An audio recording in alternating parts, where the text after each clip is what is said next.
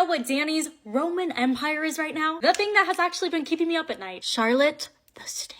Have you guys heard of her? To catch you up if you haven't, Charlotte is a female stingray that lives in a North Carolina aquarium. She's super pregnant, about to have some stingray babies. Or maybe not stingray babies. Charlotte has lived in this aquarium for 8 years. There is no male stingrays. There's male sharks. So to say that her pregnancy was a shock, initially the employees and the scientists that work at this aquarium thought that Charlotte the Stingray had cancer, and because her stomach was growing, they thought that was a tumor. But after doing an ultrasound, someone knocked up Charlotte. And I saw that, I thought to myself, whoa, we're about to get a shark stingray hybrid baby. But after doing some research, I learned from scientists and many educational articles, it's impossible for a shark to mate with a stingray. You know, it just doesn't work. I've also read some articles where some scientists are like, you know, makes no sense, but it's 2024. Who knows what Charlotte has been up to in that tank? What I've learned from this whole story is that a second reason why she could have gotten pregnant just by herself is because she literally got pregnant by herself.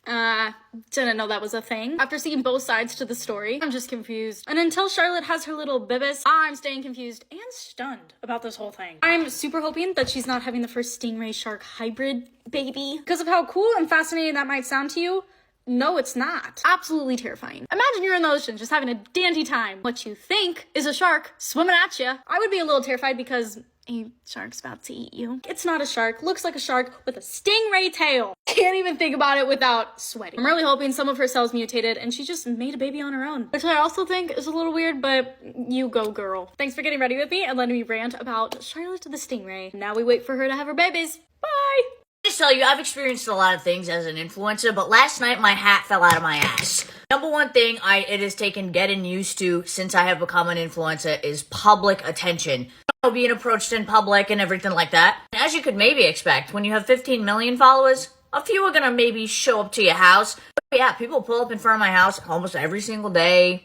Just pull over, take TikToks, pictures, whatever. I'm very used to it, okay? I'm very used to it. Will leave things at my doorstep, come up to my doorstep, you know, look around my porch, whatever. Please don't do that.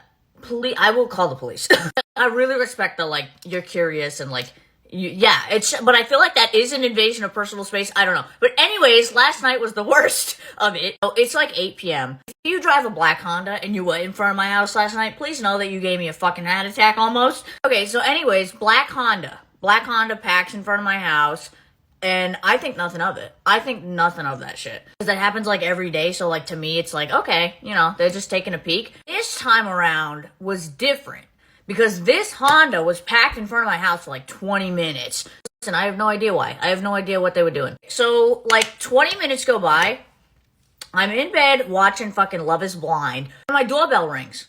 I'm like, who the hell is ringing my doorbell at 8 p.m.? I pull up my camera app to look and see who's at the door. When I tell you, my fucking hat fell out of my chest. Like, I was not okay.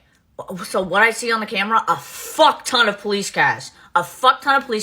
Lights on, and then a shit ton of cops on my porch. I'm like, what the fuck is going on? Meanwhile, I'm in my pajamas. I have a fresh coat of self-tan on, so I look ridiculous. I'm like shaking. I'm like about full-blown panic attack. Did someone die? Is one of us being arrested? Like, what the fuck? The amount of police cars, the amount of cops, it just really, I was so scared. Like, the sheer amount of cops in front of my house right now, this has to be something major. I open the door. I'm so flustered that I walk outside fucking barefoot in the freezing cold, and I'm like, hi. I'm like, I don't know what the fuck it's. And then they're like, hi, ma'am. We got a call about a black Honda in front of your house. We were notified that there was a potential danger, potential burglary. I'm like, you've got to be shitting me. I was like terrified for nothing. So a couple things. They said a neighbor in the surrounding area called it in. So shouts out to the neighbor who's like looking out for me. Because all of my neighbors know who I am and that I do TikTok.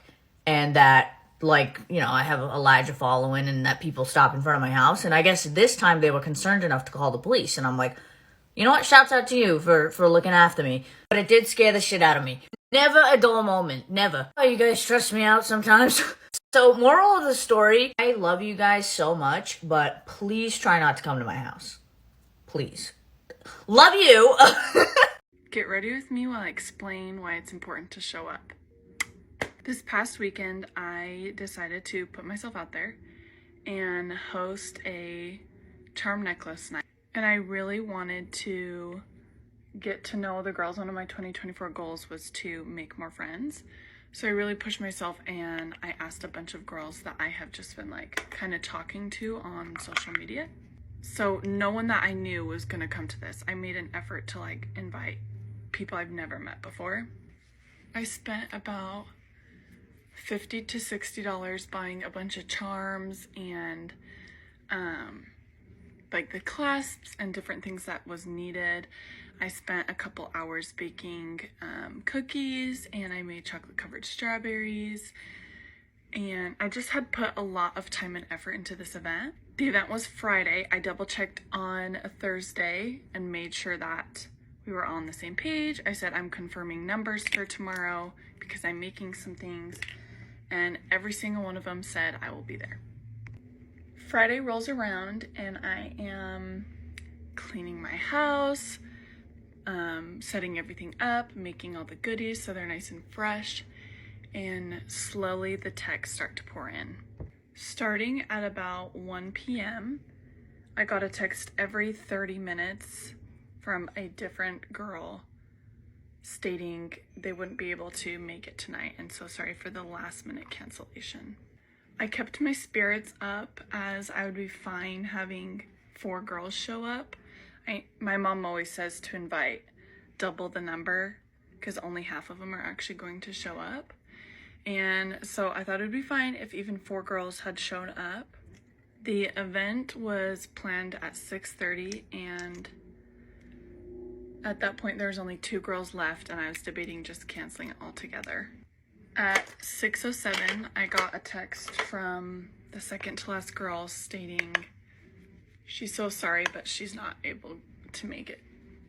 And I only had 1 girl left. And at that point, I'm super defeated. I'm not my best. I'm not at my best. And I just decided to cancel. Which that last girl is such a gem for still willing to come over. Every single one of them had stated that they were sick or their child was sick, even though they had just confirmed with me the night before that everything was good and that they would be coming. So it makes it hard to believe that every single one of them was sick. So it just led me to believe that they had a little bit of social anxiety and decided not to come because they were going to a place where they weren't going to know anybody. But in the end, people need to realize how much time, effort, and money is spent when you're being invited to something. So I made them by myself with my husband because he's a saint and he said he would make one with me. So here's your PSA to show up to things when you say you'll show up. I feel like the one thing you always wonder as a viewer is if your favorite influencers are the same in real life like they are on video. Now I happen to be friends with a lot of influencers, so today I'm gonna be exposing my friends. You guys know me, I'm not gonna sugarcoat literally anything. So let's just start going down the list. So my first victim is Emily Girly Tips. She's actually my closest friend I have in the social media space. We literally met because someone tagged me in her videos, said that our rooms looked the same. We have been best friends ever since. So whoever that was, I love you, thank you, I owe you my life. But if you want to know the truth about her, she's low-key an ass. No, I'm just playing. Emily is exactly like she is in her videos. The way she texts, the way she speaks, what you see is what you get. I also like her because she's an extreme open book, like we both are, so y'all just know our text messages be like, okay. I hate when you're friends with someone and you have to sit there and like not say certain things because you don't want to like trigger them or something. It's not like that at all. I love that girl. My next victim is Emma, aka Elmo's World. Emma. We act the same. I literally can't say anything about her because we act the same. You guys always tag me in her videos and tag her in my videos and you're like, oh my god, you guys remind me of each other. Like, are you related? Yes, we're sisters. She is very much my little sister. I would protect that girl with my entire heart. We're both very snappy and aggressive sometimes. Like, we both are very confident in how we feel about things. For the side Emma doesn't show, she is a total sweetheart. Like, most caring person ever, probably. She really tries to see the good in, like, everyone. That girl has such a big heart. It's so funny because I feel like all of her Get Ready With Me is she's just, like, roasting the shit out of people. But I love that girl. I text her so much. She's obviously also my fellow Asian sister, so you know what it is. The next victim I'm gonna talk about is Ava Ray. All I can say is that girl deserves so much. Me and her relate on like an unknown level. Like sometimes I'm literally confused on how we're not the same exact human being living the same exact life. Like both of us blew up in high school. Both of our houses got egged because we blew up. Both of us got literally like bullied out of school because we blew up. Ava's like that one girl that you can text for her opinion because you know she's not going to sabotage you. And we don't even talk that much, but I still would trust her with my life. Next person I'm going to talk about is Allie. Allie Sloan, my queen. She's just so sweet. Like if you want the epitome of a genuine ass person, it's Allie. You could do her so dirty and she'll still have nothing but love and respect for you. Again, we don't even talk that much, but I know if I hit her up and was going through something, she'll be there for me because she's just like that. If you're watching this and you're an influencer friend that I have, please don't get offended and bent out of shape if I didn't say anything about you. If I talked about all my favorite influencer friends, this would be a 50-minute long video. And I also have terrible experiences with some influencers, like the one that left me stranded in New Jersey. Anyway, that's another story for another time. But I do love my friends and I'm so lucky to have them. I love you, Hobknockers. All you guys count as my friends, so don't think you're not my friends either. I'll see you in the next one. Bye. Get ready with me. Does anybody else like literally hate seeing PDA? Like in school, you do not need to be sitting on your boyfriend's lap. Like it's honestly embarrassing. Me and my boyfriend sit next to each other at lunch, but you don't see me sitting on his lap. And like we're just sitting there being normal people. Like his arm isn't around me, like I'm not resting on his shoulder. Like you're in school, it's so weird. Like during passing time in the hallways, me and my boyfriend just walk next to each other. We're not making out like next to the lockers. Like it's embarrassing. I don't know, I just think it's so weird. Like, literally just wait until after school, hang out with them after school. Like, I don't understand why you have to do it in school in front of, like, everyone. Like, if you do this, I don't want to be, like, mean, but can you just wait until, like, after school, maybe? Like, honestly, you do you, but when I'm trying to get to my next class, I do not need to see two people in front of me literally making out. Like, save it for later, please. There is a time and place for everything, and I promise you school is not the time and place for anything but tests. I really don't understand why people, like, feel the need to have to do PDA, like, all the time. Like, I promise you, no one wants your boyfriend. Like, it is completely okay. You don't need to be, like, all over him in the hallways. Like, I'm not saying you can't date someone, but I'm dating someone, and I don't need to show the whole school by sitting on his lap in every single class I'm in. Like, if you do PDA in school, like, I just want to know why. Like, I genuinely just want to know why, because I have never felt the need to, like, do that. That's just my little rant for today, because people in my school don't know how to control themselves, I guess. Bye, guys. Get ready with me to go to work while I tell you part 2 of my story. I have to take the girls to school this morning, so I only have 10 minutes to do this. First, I'm going to answer some questions about part 1. My dad was a travel book writer and my mom was a model. They met in LA. My mom was working at a restaurant and my dad was there writing a book.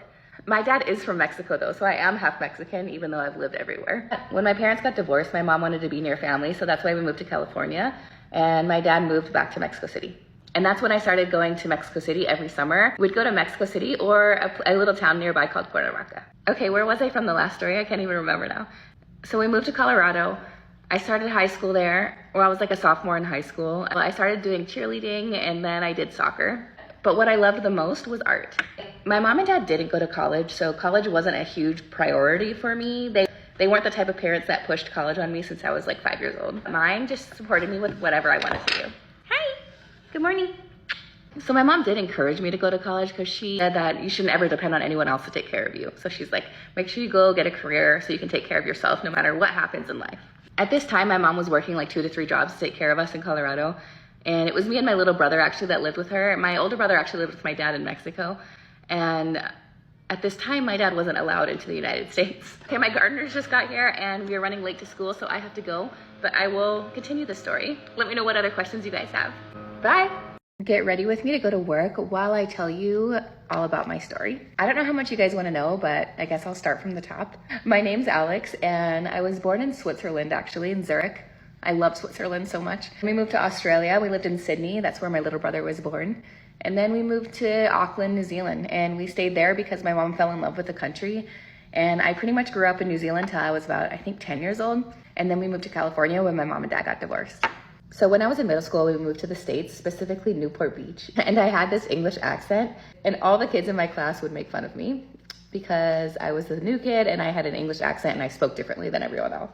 Every night I would go home and I tried to speak in an American accent, and I wanted to get rid of my English accent because I didn't want people making fun of me. So it was a little awkward, but I finally got rid of my accent, and now I have an American accent.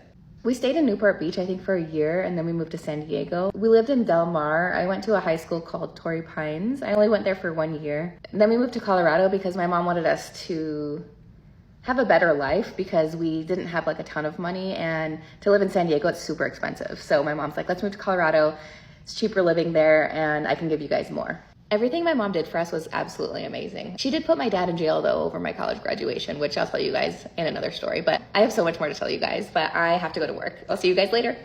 I'm Mexican, married to a Turkish man. Here are a few differences. Okay, first of all, we have very different expressions. Okay, so he does this thing where he goes, I'm like, what is that? Apparently it means no. He also says, ofia, which I had never heard before. I still don't quite know what that means. I think it's like, I'm annoyed. One other thing that most Mexican men do is they open the car door for you, but also when you're getting out of the car, you like sit there and he comes around and opens the door for you so you get out of the car. I don't think that's a thing in Turkey. Also, Turkish men, they dance like this. It's like, and they listen to Tarkan, of course. And Latinos, Mexicans, we love reggaeton. It's also been like 8 years and he still pronounces my name with like a Turkish accent. I'm like, it's Mireya. It's very interesting dating someone who speaks a different language than you. I think Turkish men are very attractive. Also, everyone's obsessed with Turkish soap operas these days. It's almost like people forgot about Mexican soap operas. This lip liner is Revlon's Raisin. I really like this color. I feel like it's channeling Selena. This is Armani. I do prefer Mexican food over Turkish, obviously. What do you think? Tacos or kebab? Gorgeous, gorgeous girls always over blush. Gorgeous, gorgeous girls are always in a rush. Girl rolled her eyes at me when she saw that I was wearing the same dress as her at the TikTok Awards. So I was wearing this black sparkly dress from Showpo, and I loved this dress. It was beautiful. Before the awards had started, everyone was just like chatting around, mingling with people, and I went to go walk past this girl who was wearing the same dress as me, and I was like, oh my gosh, it's so cute, it's so funny, you know? So as I walked past her, I like tapped her on the shoulder, and I was like, love it. Pointing out the fact that we were wearing the same dress and that like I loved how she looked. She's like this. And then like turns to her friend and gives her friend like this like look, and I was like, I was so embarrassed. I was like, oh my gosh, like I'm just out here trying to be friendly and nice and tell you look cute and like we're matching. That's so cute. But I don't think she appreciated it, to be honest. It's fine. I just tried to be nice, but it's fine. Maybe she thought I meant it negatively. I don't know. This big. Also, you may be wondering why I have this massive pile of packages. That's all the packages that I missed when I was away for 3 weeks. I just took a photo of it because it just looks so funny. Also, I quit that summer job that was only giving me 3 hours, by the way. I'm actually gonna go back to work at another job that I've already worked at before. Guys, I actually cannot believe that last week happened. I actually can't believe it. I can't stop looking at all the photos and videos that I took. I can't believe it. This app got me to go to Sydney. I know I've talked about it so much. Well, I feel like I've talked about it a lot. Maybe on my Instagram, mostly. I flew to Australia. I started TikTok in 2019. I just can't believe it's got me this far. I'm just so grateful. I can't even believe it. I just can't believe it. I promise I'll eventually stop freaking out over that trip, but it was my first brand trip. And if I never get another brand trip ever again, that's okay, because it was just like such a phenomenal trip. And I got to do it with a brand that I love so much. I'm so grateful. Holy moly, I put way too much blush on. Why do I do this? I always do this. Also, I did tan a tiny little bit in Sydney. See this little brown shoulder compared to my chest? I fell in love with Australia when I went over there. I want to move there right now. If I could move there right now, I would. Basically, I have to wait until Andre is done with med school, and then see ya. I have to live there. I just have to live there. It's a classic whenever people go away on holiday. They're like, oh my gosh, I can live here. It's so amazing. But it's like, do you? Or are you just on holiday and you love the holiday? But I was genuinely like, I want to go to the supermarkets here. I want to live in the heat. There's so much more than there is in Dunedin, New Zealand. So in 5 years, hopefully, I will be in Australia. Also, Ardell Professional sent me some brow glue, and along with it, they got me this freaking little light mirror. And you can like zoom up too. And it's so sick. It's actually so awesome. This is like something I really needed. I'm yet to review the brow glow itself, but frick, this mirror is sick. So thank you so much, Adele. It's crazy. Also, I hit 2,000 followers on Instagram, which is awesome. So exciting. I've been at 1,000 for like 5 years, I swear. But anyway, I'm gonna go do my hair now. Bye. Story time about how I was stalked by what I honestly believe was a serial killer. In 2020, this guy moved into my apartment complex down the hall from me. My first encounter with this guy was in the hallways on his move-in day. He looked at me, and the first thing he ever said to me was, "Are you scared of me?" I thought that seemed a little strange, but then I realized that he was moving in to my guy best friend's apartment. So I texted my guy best friend and I was like, "Yo, your new roommate seems a little bit weird. Be careful." The following days, I keep finding this man everywhere I'm going. He was in the elevator with me. We got out of the elevator at the same time. I doubled back to make sure no one was following me. And he, at the exact same time, peeked out from behind the wall he was hiding behind. We made eye contact. And he laughed this evil demonic laugh, and he found out which apartment was mine. I was like, oh my gosh, like what should I do? I did call the police, but the police wouldn't take me seriously. I go over to my guy best friend's apartment, and obviously the stalker and him are sharing the same apartment unit. While I'm hanging out with him and a bunch of other guy friends, the stalker dude starts pacing back and forth through the apartment with an axe on his shoulder and a helmet. Just pacing, not saying a word to anyone, just pacing back and forth with an axe. He then proceeds to block the door like this. This guy's 19 years old and he's ripped on steroids. This guy couldn't even walk normal because of his muscle mass. And he's standing, blocking the door so that no one could come in and no one could come out of the apartment unit. The guy eventually leaves the apartment, but he comes back. And when he comes back, he's extremely pissed off, goes into his room and is throwing things around. He comes out, and the dog who was living in the apartment starts growling. This dog loved people, but it could sense a very demonic energy. Look up at the stalker dude to see why the dog is growling. This guy had the most demonic glow to his eyes I have ever seen. I cannot describe it. All I knew is that I saw evil and darkness, and in that moment, I was terrified. All of my guy friends were actually playing video games, so they weren't really paying attention to what was going on. Once I got their attention, I told them that it's not safe here, we have to go. And they didn't know what I was talking about, but I told them I was leaving, and I got up and I left. Some of my guy friends followed me, though. When I got out of that apartment, I bawled my eyes out, and they were like, "Cece, what happened? Like, why are you upset? Like, we were just hanging, like, I don't understand." So I told them exactly what I saw. My guy friends that stayed back tried to talk to him and see why he was angry, and this is what the stalker boy said. He told them that he had a god complex and he had come to the earth to purify the unclean. I ran out of time, but part 2 is already posted.